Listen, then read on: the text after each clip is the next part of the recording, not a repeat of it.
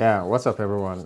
Welcome back to the channel. So today we would be reacting to, I think it's a documentary.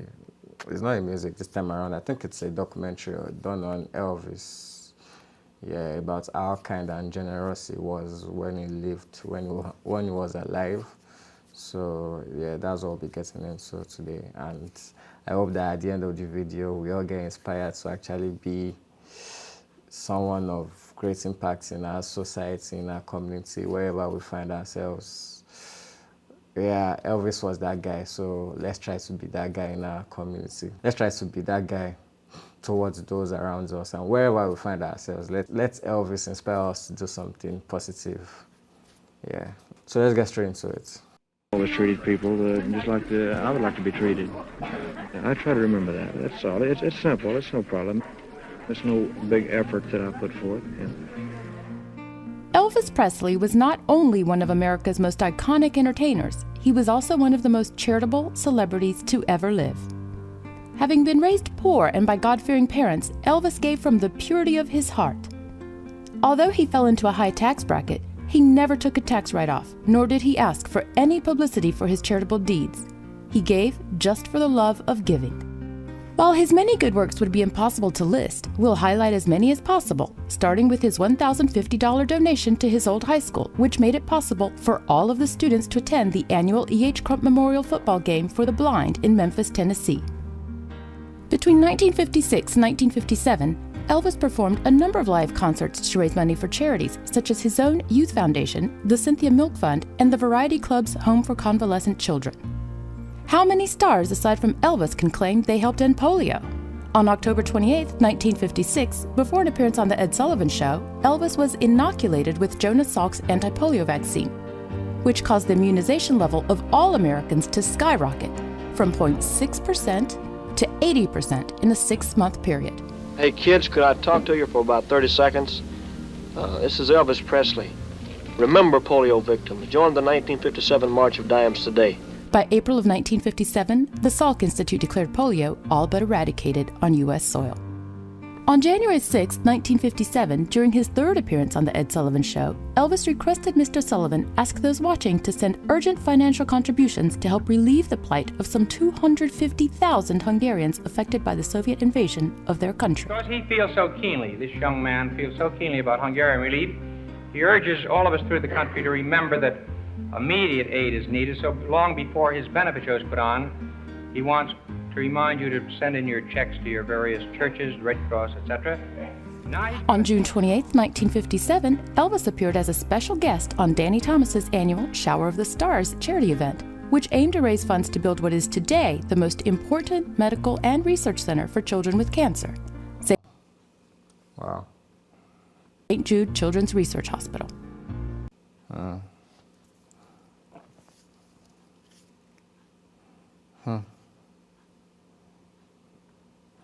Till today, it's still one of the best.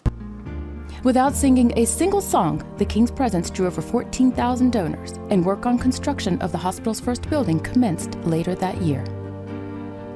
Presley's work with sick children did not begin or end with St. Jude's.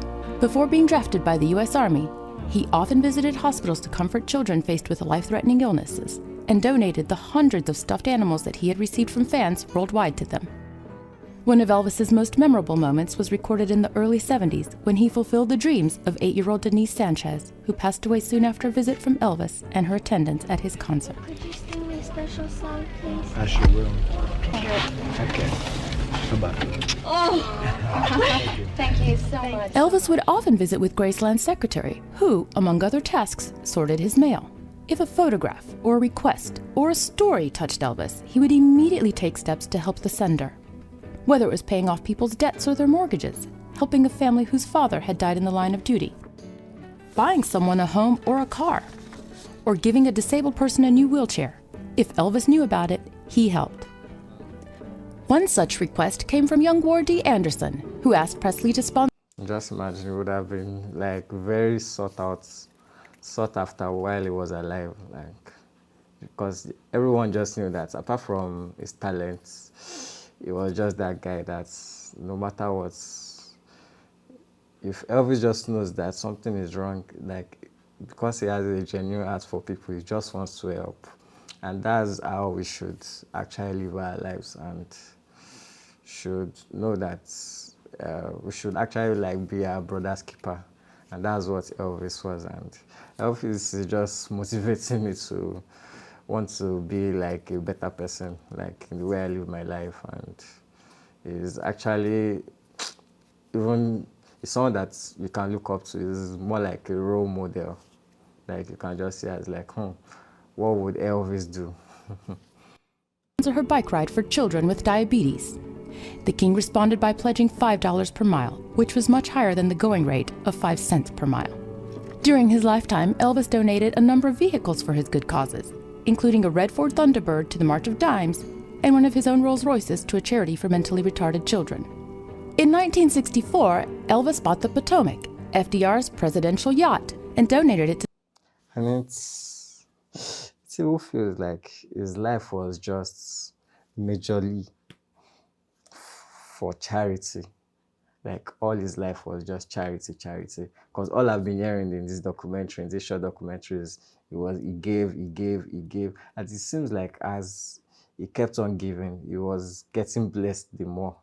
And as he was pouring into people, he was also poured into the more. Like there's no, how do I put it? There's no better way to be prosperous apart from like sowing into people. Because as you are pouring into people, you also get poured into that. Like that's just like the rule of life. It might be in different ways. Just might not have to be like the same pattern of Elvis, but the major thing is just make sure that you are pouring into people. St. Jude's, who sold it to raise about $55,000. On March 25, 1961, Elvis performed a benefit concert in Hawaii to raise money for the USS Arizona Memorial at Pearl Harbor. The concert raised over $65,000, and a plaque was prominently placed at the memorial site acknowledging Elvis's efforts in raising the funds. Sadly, the plaque was removed due to unknown, possibly political, reasons. Hawaii was also the location of Elvis's most famous concert for charity, Aloha from Hawaii. The 1973 concert was the first to be broadcast live by satellite. It was viewed by a record audience of over 1 billion people worldwide. Did I just hear 1.5 billion people? Like, how is that even possible? Sadly, the plaque was removed due to unknown, possibly political, reasons. Hawaii was also the location of Elvis's most famous concert for charity, Aloha from Hawaii. The 1973 concert was the first to be broadcast live. See, his fashion sense, his dress sense, he had the looks too, man. I have to give it to him, he had the looks too. Like, the aura was all around him. I tapped some aura. By satellite. It was viewed by a record audience of over 1 billion people worldwide. Bro, I'm trying to like imagine it. I'm trying to like picture it. 1.5 billion audience. Bro, that's insane. That's massive. That's crazy. Has anybody been able to like beat that record? I need to check this out. Yo, 1.5 billion people. Actually, there's actually something on it online. Yo, 1.5 billion people is actually massive. That's insane. They said it had more viewership. The show had more. They said the show had more viewership than the moon landing. Like, that's insane. Yo. The performance raised over $75,000 for the Kui Lee Cancer Fund, which had been set up following the death of the I'll Remember You songwriter in 1966. In 1975, Elvis raised in excess of $100,000 at a concert in Jackson, Mississippi for victims of a tornado. This concert was deeply personal to Elvis, who was a child when a deadly Always raising money for people. Always raising money for people. True. Using his talents to impact the world. Whoa. Tornado tore through his hometown of Tupelo. Elvis annually presented checks to as many as 50 charities and organizations in Memphis. Each check was for a minimum of $1,000, and some were much greater, such as his $10,000 donation to the Memphis Jewish Community Center Building Fund. In recognition of Elvis's charitable contributions throughout his life, Memphis Mayor William Ingram, along with the Governor of Tennessee, Beaufort Ellington, officially declared October 29, 1967, Elvis Presley Day in the city of Memphis and in the state of Tennessee. Elvis learned early on what it meant to receive food, clothes, and kindness from strangers, and did the same for others in need, both publicly and privately. While he may not have been a perfect role model, the world today needs more examples of this type of generosity and kindness. It's the way I was brought up. My surroundings, my mother and my father and the whole family were always considerate of other people's feelings.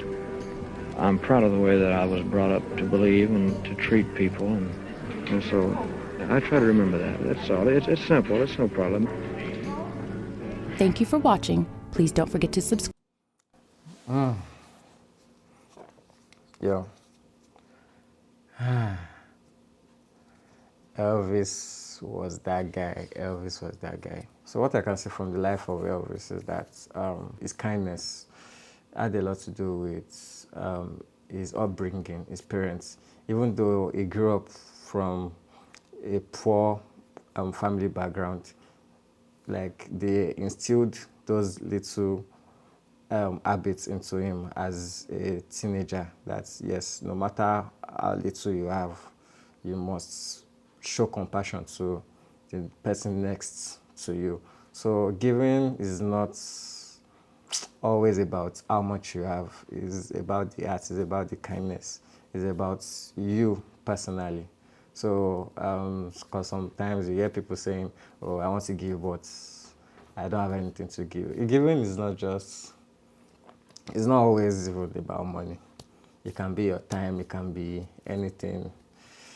It doesn't necessarily have to be money, but you just have to be that person that you feel for that other person around you, and no matter what, just make sure that you're a good person, and Elvis was that good person. Parents, make sure that you instill all those little attributes into your children, like, yes, signs of kindness. Let them see you portraying kindness to other people. Let them see you giving. So those ways, little by little, they will imbibe that culture in them. Life is not just all about yourself.